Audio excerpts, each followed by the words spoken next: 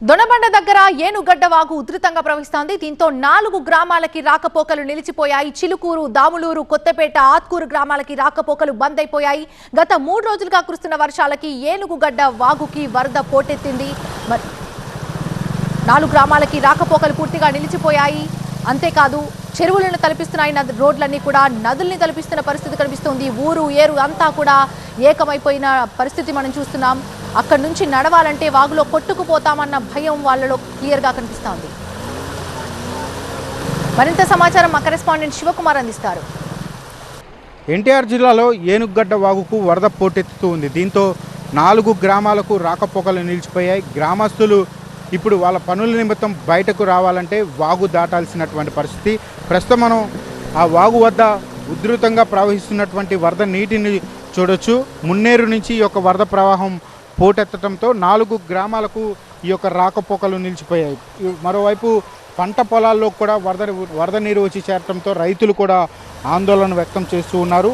ఈ దొనబండ వద్ద ఉన్నటువంటి చిలుకూరు, దాములూరు, కొత్తపేట, ఆత్కూరు గ్రామాలకు పూర్తిగా రాకపోకలు నిలిచిపోవడంతో వరద ప్రవాహంలో ఈ గ్రామస్తులైతే రాకపోకలు కొనసాగిస్తూ ఉన్నారు. కొంతమంది ఇక్కడ గ్రామస్తులు ఉన్నారు, వారితో మాట్లాడించే ప్రయత్నం చేద్దాం. ఏమండి, అసలు ఎప్పటి నుంచి ఈ రాకపోకలు నిలిచిపోయాయి? అసలు వరద ప్రవాహం అసలు ఎక్కడి నుంచి వస్తూ ఉంది? ఇక్కడ మాకు పైనుంచి వస్తుంది. దీన్ని ఏనుగడ్డ వాగు అంటాం. అయితే మాకు ఇప్పుడు కాదు, గత సంవత్సరాల నుంచి కూడా మేము చాలా ఇబ్బంది పడుతున్నాం. ఇక్కడ వంతెన కట్టారు కానీ దీనివల్ల సుఖం లేకుండా పోయింది.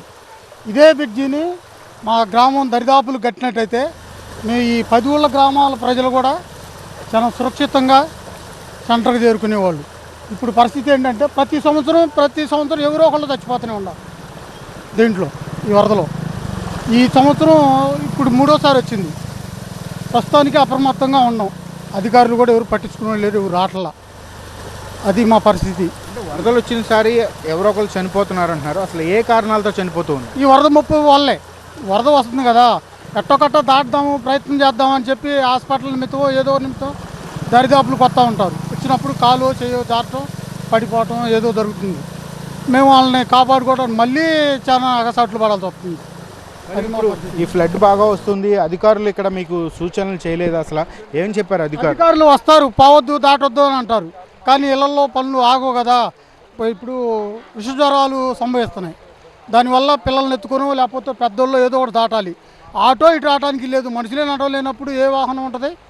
పిల్లల బస్సులు స్కూల్కి వెళ్ళాలన్నా మరి దీన్ని దాటాలన్నా చాలా ఇబ్బంది పడుతుంది. పిల్లలు స్కూల్కి వెళ్ళాలి. ఈ వచ్చిన 5-6 రోజులు పిల్లలు స్కూల్కి వెళ్ళలేరు. పరిస్థితి చేదాటిపోయి ఉంది. ఎక్కడి నుంచి వస్తూ ఉన్నారు? చంటి బిడ్డను వేసుకొని వస్తున్నారు.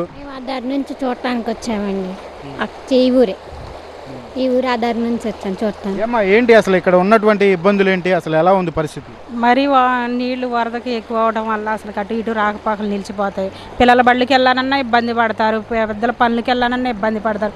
ఈ చుట్టుపక్కల ఎటువైపు కూడా వచ్చే అవకాశం లేదు.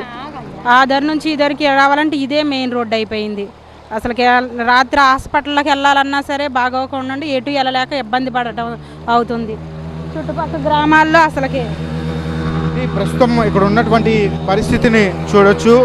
వాగుకు అయితే వరద ఉధృతి పెరుగుతూ ఉంది. దీంతో ఈ చుట్టుపక్కల ఉన్నటువంటి గ్రామాలు మొత్తం కూడా రాకపోకలు నిలిచిపోవడంతో ప్రజలు ఈ వరద నీటిలో అయితే నడుచుకుంటూ వస్తూ ఉన్నటువంటి పరిస్థితి. గతంలో అనేక ప్రమాదాలు కూడా జరిగాయని చెప్పని ఇక్కడ ఉన్నటువంటి ప్రజలు చెప్తూ ఉన్నారు. ఒకవైపు అధికారులు కూడా ప్రమాదాలు జరగకుండా ఉండేందుకు కూడా ఇక్కడ చర్యలు చేపడుతూ ఉన్నప్పటికీ కూడా వాళ్ళ అవసరాల నిమిత్తం మాత్రం అయితే వాగులు దాటుతూ ఉన్నటువంటి పరిస్థితులు కూడా ఇక్కడ కనపడుతూ ఉన్నాయి. కెమెరామ్యాన్ సురేంద్రతో శివకుమార్, ఎన్టీఆర్ జిల్లా దొనబండ నుంచి.